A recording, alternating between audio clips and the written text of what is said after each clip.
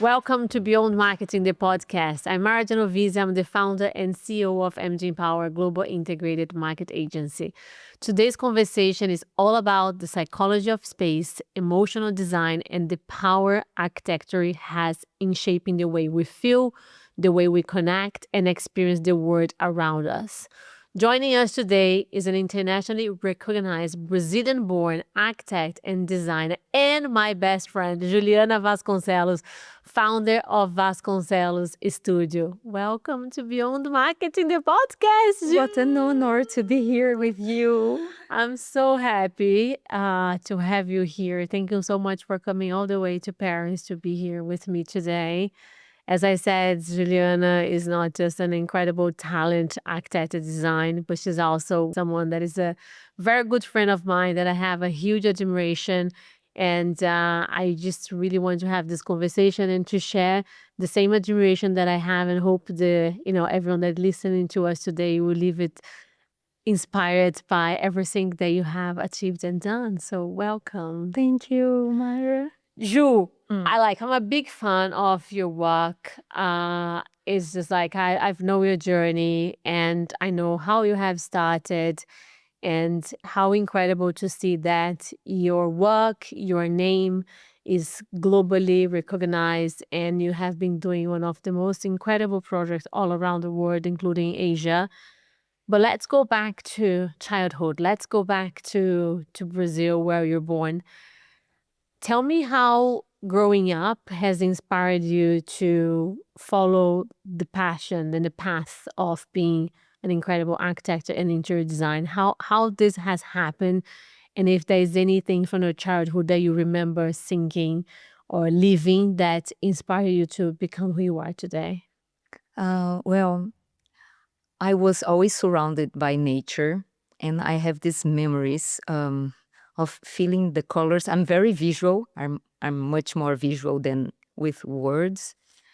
So I was always very curious and paying attention on everything, but mostly I think nature shaped the way I see the world. I grew up on a big city, Belo Horizonte, but it's very surrounded by mountains and waterfalls.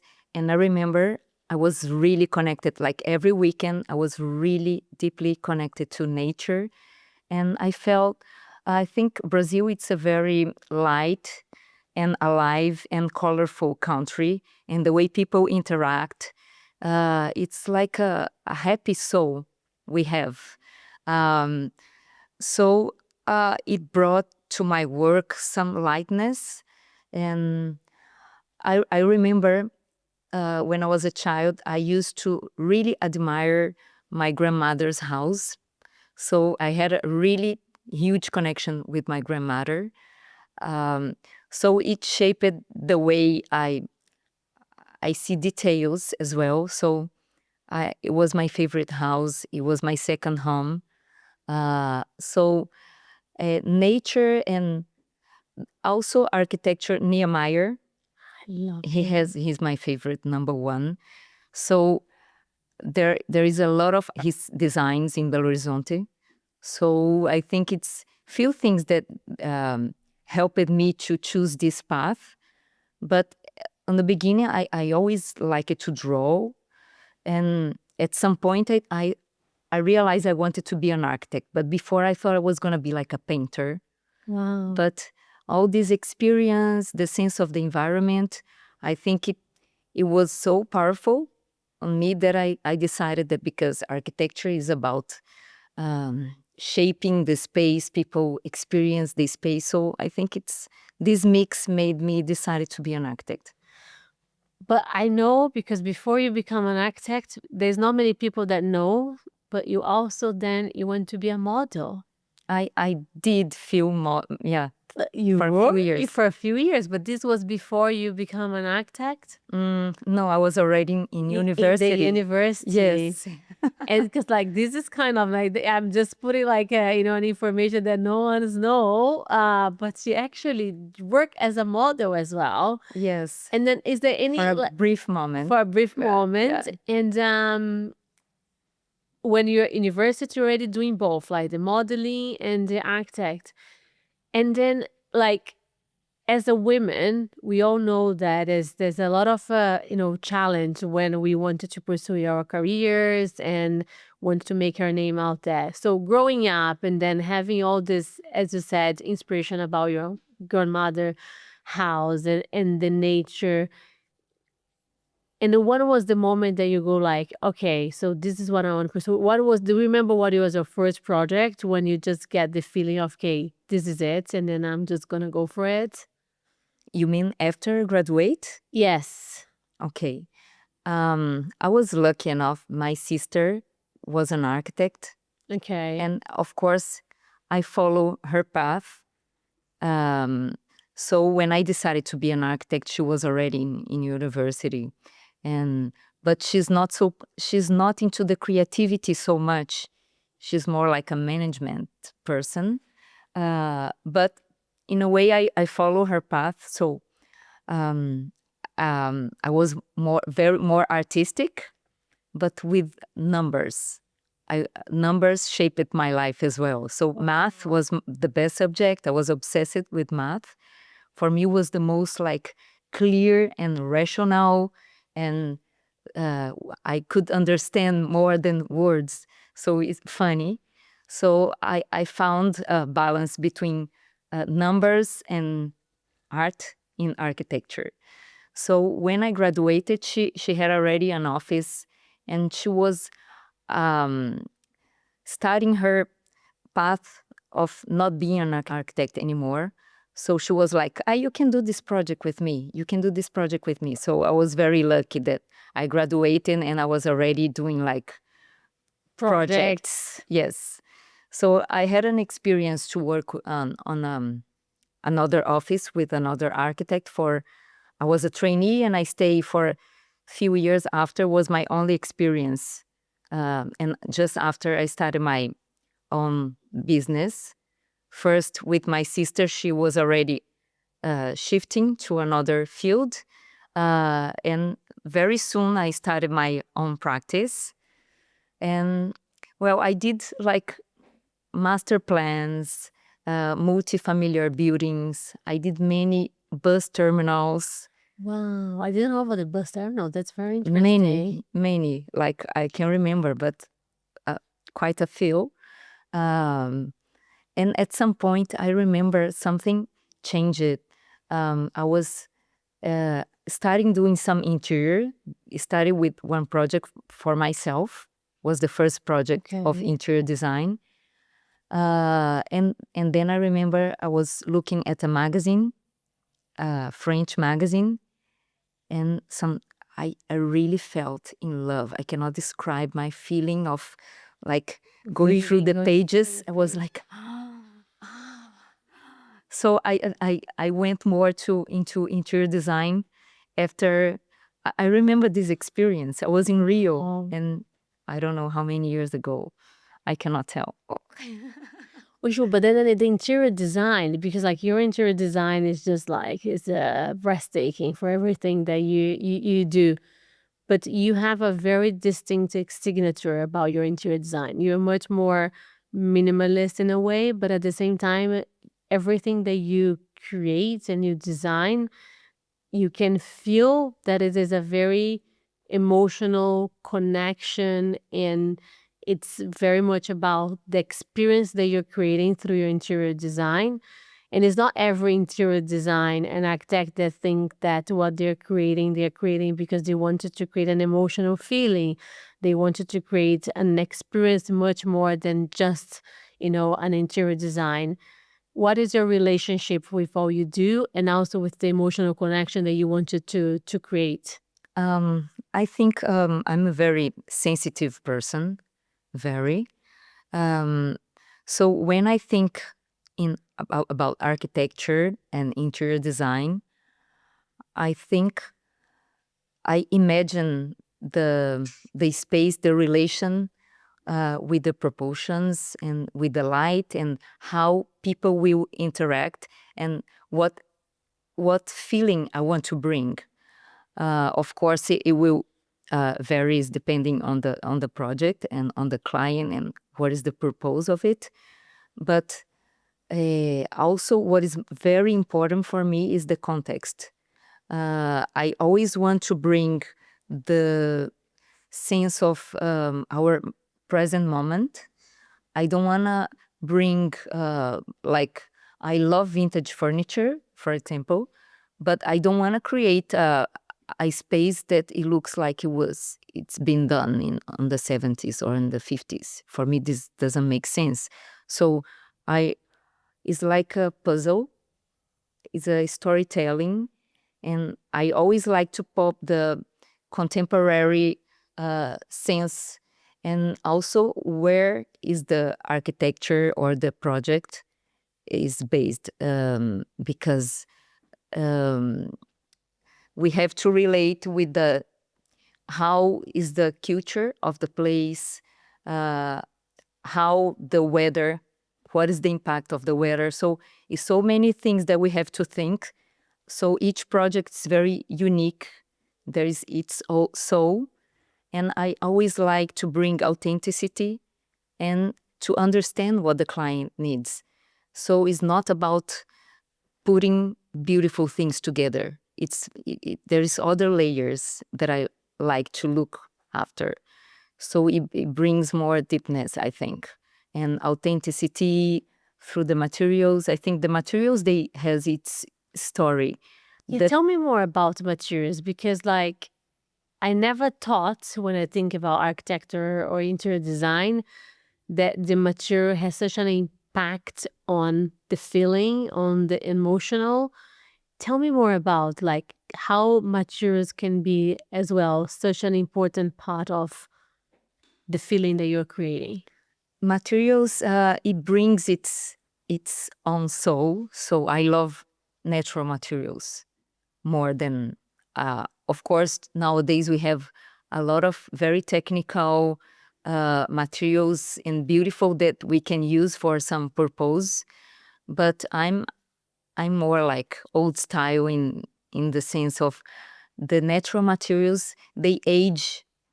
I like to see things aging, and I respect it. So I like to see a stone that I like to see wood, natural wood. I feel it's alive. It's alive. It is He's indeed. alive, indeed, yeah. So this bring this sense of belonging as well, because we connect in a way with the materials, the way it reflects the light, and the way we connect with something that an experience we have previously with the same material. So it's very subtle, but it really brings a sense of belonging or some memories. And also the colors, it changes the way you behave, the mood. So the light, everything connects and bring more humanity to the project. I love that. And then I can imagine like how challenge can be, because we're talking about like, of course, architecture, interior design that you do with like personal clients when they're like, moving to a new house or new apartment. But you also do that on a retail space. You recently have done shoots stores in Brazil, which is just like unbelievable, incredible how you change the whole branding and the whole experience when you go to shoot store. I was in Brazil recently and I wanted to see it because I wanted to see your work, and I was like, wow, it's the completely different experience that you create for shoots, but at the same time it's the same product, but the feeling is very different. So when you have to create for retail space and then for, a personal, like for like a personal client, how is the difference of creating for example, if you're creating something for me, which is a family and is a person, but then when you go to retail space, it's not talk about just one person. You're talking about consumers that you don't know who they are, what they're expecting. So how do you go to that creative process when it comes to retail? Because retail more and more is about the experience, right? So we saw a massive shift after COVID, that to take people going back to, to shopping real life, we have to change the model. So now it's much more about the experience, the feeling, rather than just walking in to buy a product.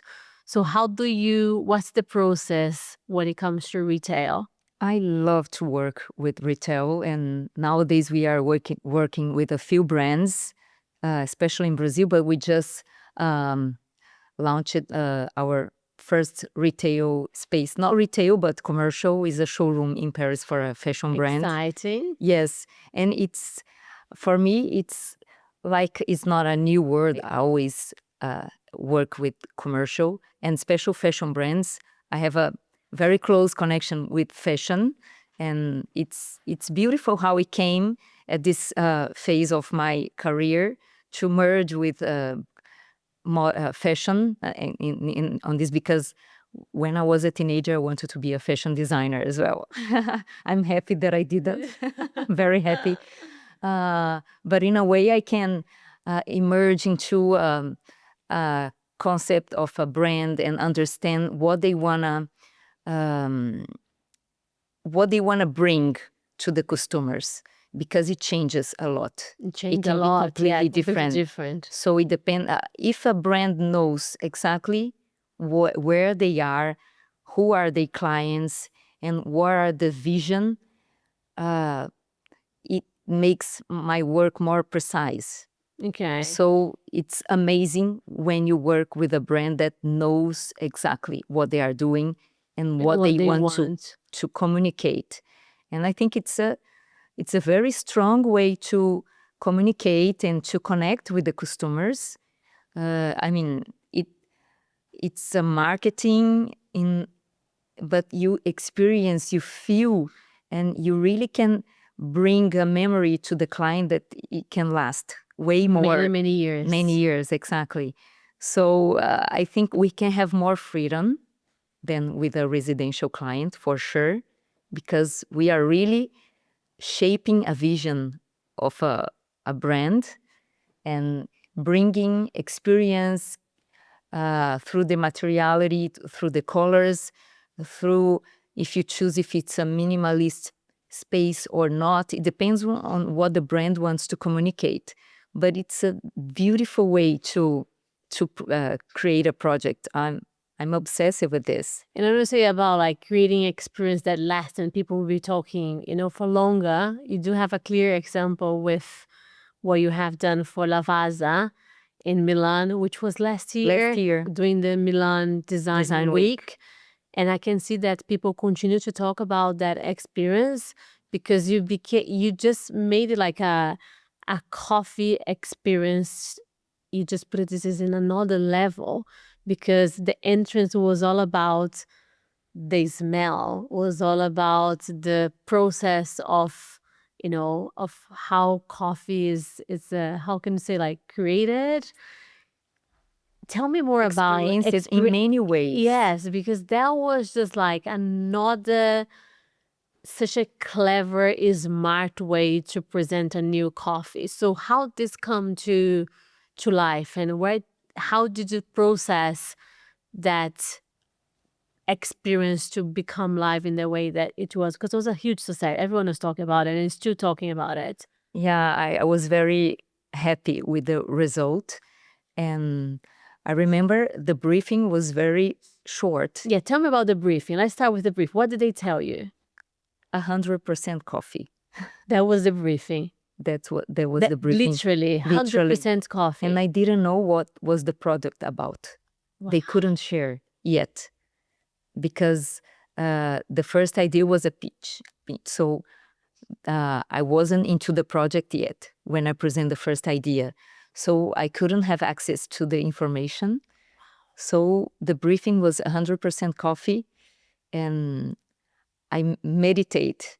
I had like 5 days to present the first idea, 5 to 7 days with images and everything. So it was very short. So I remember I was in Paris, and I really need to like breathe. And I mean, I work very well with pressure, under pressure. Did you? Okay, interesting. Yes. Usually, if I have some really short deadline, something good is coming. That's a good way of thinking. Yeah. Yeah. I don't know. I'm very calm. You're very calm. I'm very calm. But it's funny. when I have a very short deadline, I don't know, something happens inside of me. And I remember it came from like a meditative space. So you meditated. I meditated, literally. Literally. I meditated and the idea came. Wow. And the idea came, the idea was to bring coffee as the center of life. So it was very deep, the idea, very subtle. There were many layers of thinking how people could experience, but also the way I experience coffee. And I was happy to be to grown up with this culture of coffee. So it was very, what I created was very true To you. to me. So I didn't create something that I didn't believe. I really believe what I was thinking.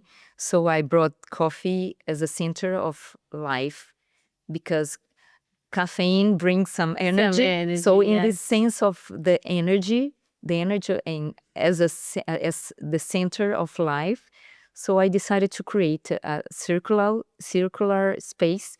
So the pavilion was circular. I wanted something very, very like meaningful, but very clean at the same time. Because it was so clean. So the choice was to work with the idea of coffee 100%.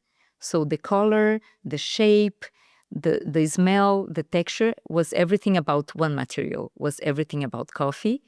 And so the shape was round, but inside there is three steps. The first step was like where we would shift and calm down from the... Because it was a corridor, right? Was a This corridor. smoke. Yes. So we walked through the corridor and started calming and finding yourself and feeling the smell, and you reconnect with your memories because the smells has this power in our lives. And also there is a sound that we had a very nice sound designer. So he brought some sounds that relate to the pregnancy. So Wow. in a way, you were like going deeper in yourself on the way to arrive on the center of the pavilion, which was like a meditative space. There was a meditative space. I didn't It know was that. it was rounded with the fountain in the center and the water, and there is a smoke. Was the sense of life. So with the smell of coffee. With the smell of coffee, the floor was with coffee. The walls was with coffee. Real coffee was real. Wow. So it was like you disconnect, you connect with yourself, and in a way you are celebrating life. And the fountain representing coffee as the center of life. So I was putting coffee in the most important space. Yes. And I remember, for me, coffee is like a ritual. So after lunch especially, I pause and I need to have my coffee. So I wanted to create that space as this place that we stop and we reconnect. Beautiful. And then the third part was to launch the new product. So it was the reveal. And it was more like minimal, very white, bright, like a laboratory in the future of coffee, like launching the super special product they were launching, which was 100% coffee. So the briefing was 100% coffee, came from a meditative space that you had for 5 days, and then you create a coffee like you create the whole meditation as well within the space that you created. And that was just like everywhere, every press, everyone was talking about it. And it still is, that you say you want to create space that can people be talking forever, right? Yes. And then I think you managed to do that with Lavazza, just like incredible. And I think retail space, they are more and more going to that direction where you can create space that is not just about the product, but it's about the experience and how you make them feel. And the memories, they And the can stay. memories, they can Yeah. stay. Wonderful. Ju, and then because we talk about this project and then we, of course, after when you launch, there was just so many headlines on press and magazines talking about this project. How do you feel when you see your work being featured in magazines like AD, when you see that people want to interview you, want to talk? How, first of all, how do you feel about it? And how do you still stay humble through so much headlines and talk about work? Because I think it's not easy as we grow in our career to keep grounded. And knowing you with the huge success that you have right now, you're very grounded. So you don't even talk like if someone is meeting you today, you're never going to say, oh, I'm a Juliana Vasconcellos. I'm an interior designer and architect. I have won so many prizes. I've been on the cover of AD magazine. You just don't. So how do you keep so humble and so grounded with seeing so much success? Because it's not everyone. Like, I'm saying this because it's very unique. So it's I kind have of like I coming have from a a place of feeling that admiration. I have a feeling that I'm starting. I have Love this feeling. that. I always feel that I'm starting, that I have so much to learn, that I have so much to do. I'm hungry about what I do in a way that is almost part of me. So it's my purpose. I feel that I was born to do what I do. So it's for me, it's not that I don't care. I'm very happy when I do something that has an impact. But what the best feeling is that I feel that I'm in, and what I wanted to communicate was communicated. And the biggest feeling is that, in a way, it affirmed that I was really meant to do what I do. That's what is important for me. The sense that I was supposed to do what I'm doing. That's It's it. not the recognition Not and at all. the buzz around your work. Not at all. It's more about your purpose. My purpose. When one of my work is recognized, in a way, I reconnect more With you and then probably your childhood, your grandmother house, the everything. nature in Belo It's like, oh, I'm in the right path. I'm in the right way. I'm doing what I was supposed to do. That's all. That's what matters. And becoming a mother, it's changed the way you used to think about architecture, interior design. How motherhood adding to your work, your vision, your purpose? Well, I was a mother quite young. How old you were? I was 23. Wow, super young, yes. Yes, really recent, 23. So for me, motherhood, it was very important. I'm Aquarius, I'm air. And I could be like, this sense of freedom could took my focus. And the motherhood bring me a ground and a purpose.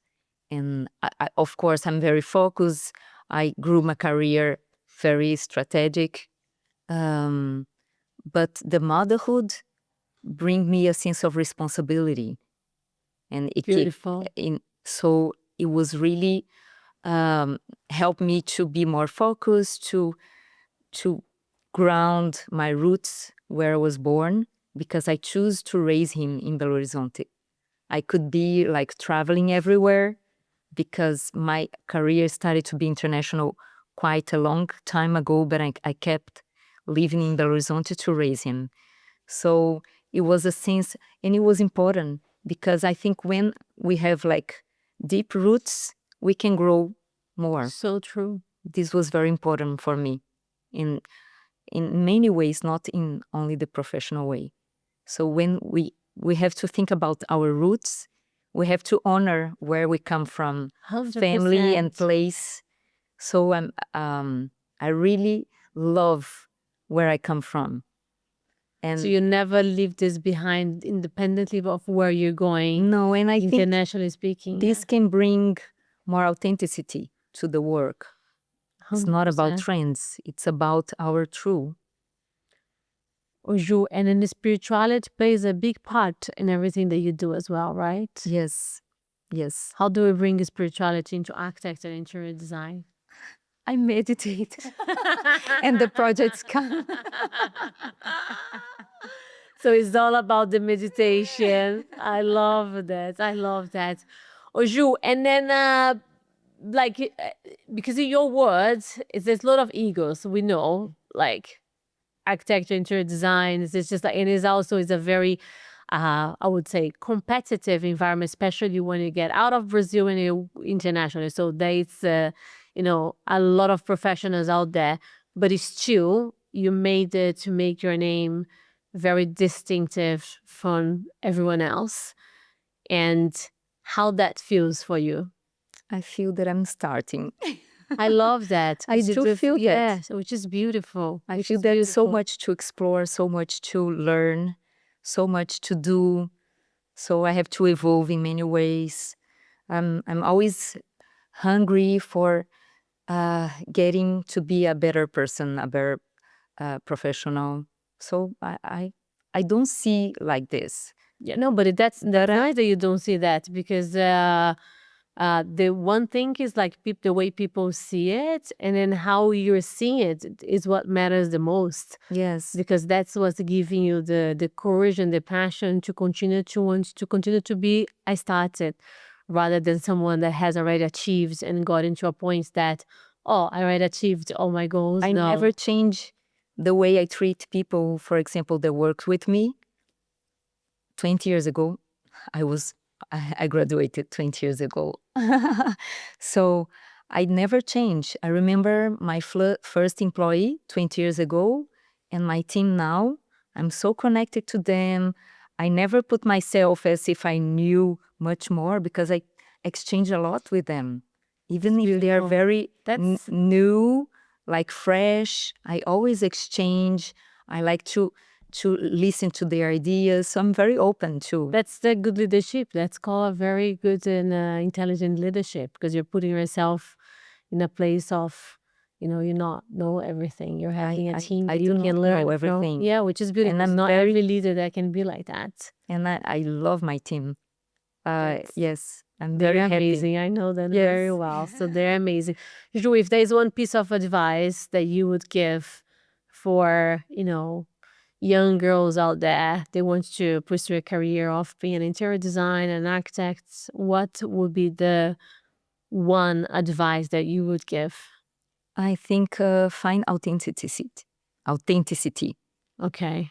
I think is the most important in a creative career, because it's very easy to follow what people trends, what people are looking for. But if you just do that, you are just gonna be one more, and you are not gonna make an impact, any difference. And probably be resilience as well. Right? Yes. To face, because sometimes people see success, but success comes with authenticity, but also a lot of resilience, right? Because it's not going to be like an easy path. So it wasn't fast. It wasn't fast, but of course it was a flow. As I said before, I love what I do, so it was never heavy, but I was resilient. I was focused. I was strategic. I waited the right time for so many things to act. So you keep going and keep believing. And keep believing. Yes. And having the faith. Yes. Ju, I'm a big fan, as I said at the beginning, and I love to see that you position yourself as continuous, as someone that has achieved so much, but see yourself as I'm just starting. And this is the beautiful way of, positioning yourself. Just like you. Oh, Ju, what I think, like, honestly, I love you to bits. I'm a big fan. And guys, if you don't know Juliana works yet, make sure you just go to her pages and research about her, because it's breathtaking everything that she does and creates. Ju, thank you so much for Thank being here you. with me today. And It was such an honor. I love to hear more about his story. And I'm very proud. Thank you. I'm very proud of you. So beautiful to be here. Thank you. Very beautiful. And for everyone that is listening to us today, I hope you have enjoyed this conversation. If you're not following us yet, make sure you do. Spotify, YouTube, Amazon, and Apple Play. And I see you on our next episode. And then thank you so much to stay with us. Thank you. Thank you.